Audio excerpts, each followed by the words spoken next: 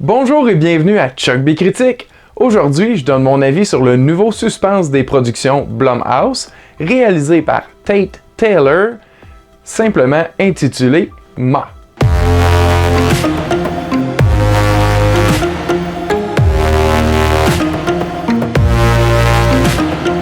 La Ma en question est interprétée par Octavia Spencer dans le rôle d'une timide assistante vétérinaire qui accepte de sortir de l'alcool à des jeunes voulant faire la fête. Éventuellement, elle va même jusqu'à permettre aux adolescents en question de venir faire le party dans son sous-sol. Puis, d'inquiétantes questions commencent à surgir à propos de Ma et les jeunes décident de couper les ponts avec leur nouvel ami, ce qui ne fait qu'empirer les choses. Ce qui semble être une prémisse originale en apparence ne s'avère qu'être qu'une façade pour un suspense conventionnel. À mon avis, les publicités pour ce film dévoilent d'ailleurs trop d'éléments révélateurs afin d'attirer le public, au détriment d'un effet de surprise qu'ils auraient pu créer. C'est définitivement pas le premier trailer traitant d'amitié obsessionnelle qu'on voit, alors on dirait qu'on sait déjà un petit peu comment que les choses vont tourner. Ça, c'est jusqu'à un certain point dans le film où ça devient complètement ridicule, on comprend pas trop pourquoi les personnages agissent d'une certaine manière et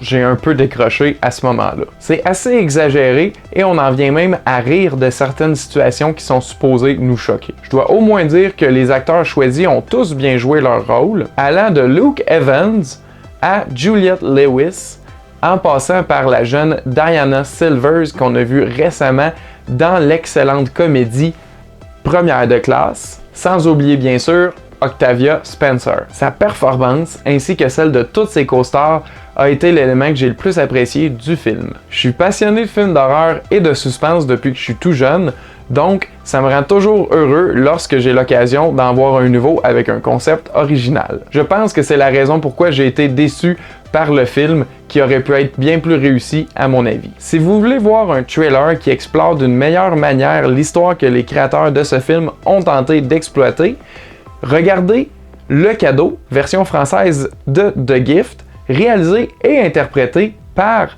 Joel Edgerton en 2015. Si jamais vous étiez vraiment intrigué par les annonces de ce film, ben attendez quand même que ça sorte en streaming. Donc ma note pour le film Ma est de 2 gars qui connaissent rien sur 5.